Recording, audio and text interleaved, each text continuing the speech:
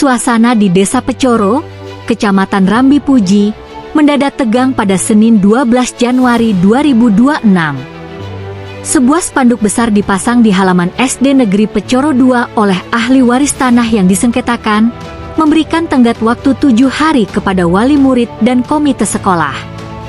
Isinya, jika peringatan tak diindahkan, seluruh aktivitas di lahan sekolah itu akan dilarang.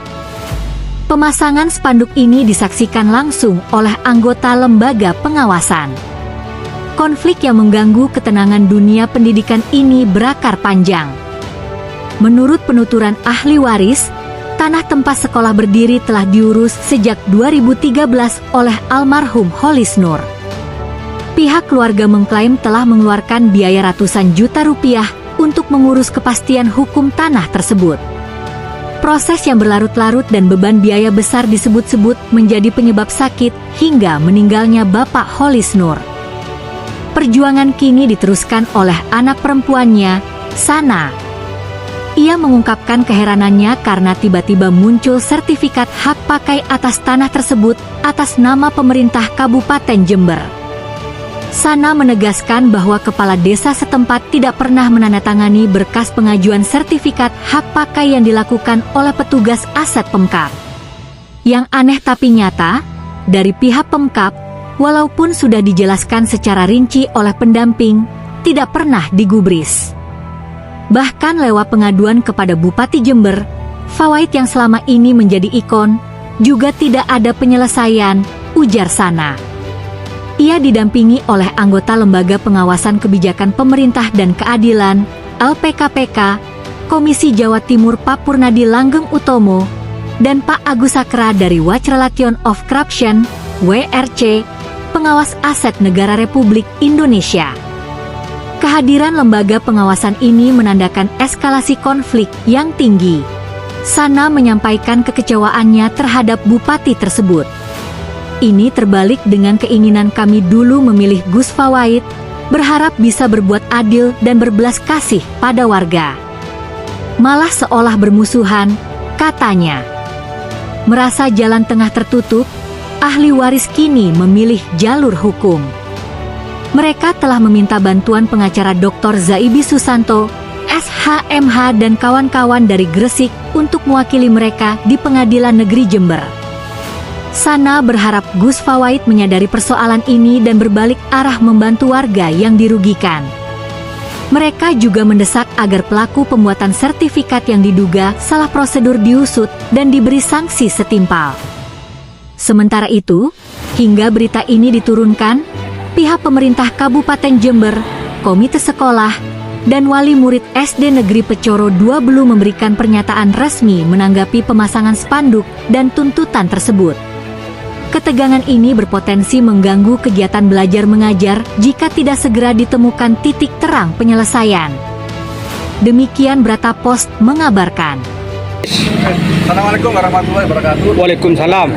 Alhamdulillah dalam pemasangan banner ini lancar, mudah-mudahan semua menjadi lancar. Ini pemasangan banner karena ternyata sekian lama kita berjuang masih titik temunya masih mengambang. Makanya ini lokasi ini saya berikan peringatan sama ahli waris, kalau 1 minggu tidak ada tembusan apa-apa dari ahli waris, maka tempat ini mau ditutup. Kita mau tempat tutupkan sama-sama menuju. Gimana ahli waris, coba mau cerita gimana ceritanya perjuangan sampean? Assalamualaikum warahmatullahi wabarakatuh. Waalaikumsalam warahmatullahi wabarakatuh. Saya ahli waris dari SDN Pecoro II, mau mengatakan bahwa SDN Pecoro II awalnya tidak pernah ada sertifikat.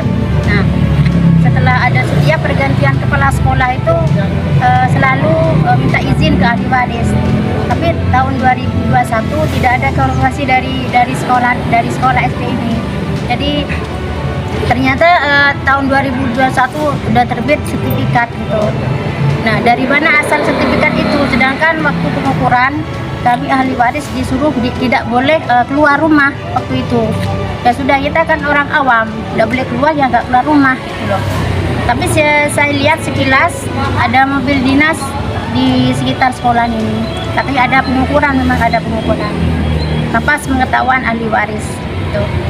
Terus kepala desa gimana, Mbak Sun? Kepala desa juga mengakui bahwa penerbitan sertifikat itu tidak ada tanda tangan Bapak Kepala Desa. Oh, gitu. Oke, saya tambah. Jadi gini, sebetulnya kalau dilihat dari kronologi Mbak Sun tadi, bahwa dalam proses membuat sertifikat, ya seolah-olah ada curi-mencuri data. Karena apa? Di waktu ada orangnya, justru pemiliknya tidak boleh keluar dari rumah. Dan kepala desa tidak pernah menandatangani berkas pengajuan sertifikat, kayak gitu Mbak Sun. Mengapa jadi? Peristiwanya gimana? Nah, dalam perjalanan itu pasti ada sesuatu yang tidak sesuai dengan prosedur. Yang membuat sesuatu yang tidak sesuai prosedur berarti melanggar hukum pidana. Makanya kemarin kita sempat melaporkan, Mbak Sun melaporkan salah satu yang dianggap itu berpotensi melanggar peraturan hukum atau melanggar prosedur dilaporkan ke Polres Jember. Ya. Nah, permintaan sampean sama Bupati gimana, Bu Sun? Kami ke Wadul Guse, tapi tidak ada konfirmasi sama sekali.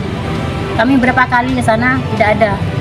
Kosong, tidak ada. Oh, jadi sampean ke Wadul Guse sama sekali tidak ada hasilnya? Tidak ada hasil sama sekali. Jadi Wadul Guse yang selama ini dibangga-banggakan di Jember, ternyata tidak ada apa-apanya. Nggak ada apa-apanya gitu Mbak Sun maksudnya? Jadi nggak ada penyelesaian ya? Nggak ada penyelesaian. Kalau di Pemkab gimana Mbak Sun? Kalau di Pemkab, sertifikat memang sudah ada, tapi ada yang membuat sertifikat itu Pak Ketut itu namanya. Oh, Pak Ketut, namanya Pak Ketut yang ngurus di lapangan Yang itu ya? ngurus di lapangan. Yang Oh, bagian aset ya. Betul. yang dilaporkan kemarin tuh ya? Ya. Jadi mudah-mudahan seperti proses di kepolisian, biar cepat titik terang pokok permasalahannya dan siapa yang bersalah nanti akan bertanggung jawab dengan kesalahannya. Harapan sama dengan Pak Bupati gimana? Harapan saya minta diselesaikan cepat ini masalah rakyat Pak, rakyat ini. Jangan-jangan bukan sampean yang milih Pak Bupati itu? Ya enggak, saya tuh malah ini apa? Milih Pak Bupati ya. Milih bupati lah. Oh, milih Pak Gusi, Pak ya. Gusi. Gus, ya. Ini Pak Gus. Nyuwun sewu, Pak Gus Bapak Ed, Bupati Jember, ini warga jenengan jangan jadi musuh karena warga jenengan ini minta bantuan menyelesaikan kasusnya, pokok permasalahannya yang notabene dalam perjalanan membuat sertifikat banyak yang tidak pas. Ini ada pengakuan dari kepala desa tidak merasa menandatangani berkas yang diajukan oleh orang tersebut. Kemudian dari kepala sekolah pun juga membuat pernyataan tidak pernah membuat atau menerima berkas dari saudara Ketut. Jadi mohon Pak Bupati, jangan-jangan orang-orang tersebut bukan orang-orang jenengan. Mohon maaf Pak Bupati, bukan saya enggak, karena jenengan adalah jabatan politik, gitu. Jabatan politik harus sangat hati-hati. Jangan-jangan ada pihak lain yang mendalangi atau gimana, yang akhirnya mendapatkan suatu permasalahan yang menjelek-jelekan Pak Bupati. Monggo Pak Bupati Gus Faid, monggo saya mau dibantu. Niki warga jenengan Sun A ahli waris dari Pak Puspa Fisna. Terima kasih Pak Bupati.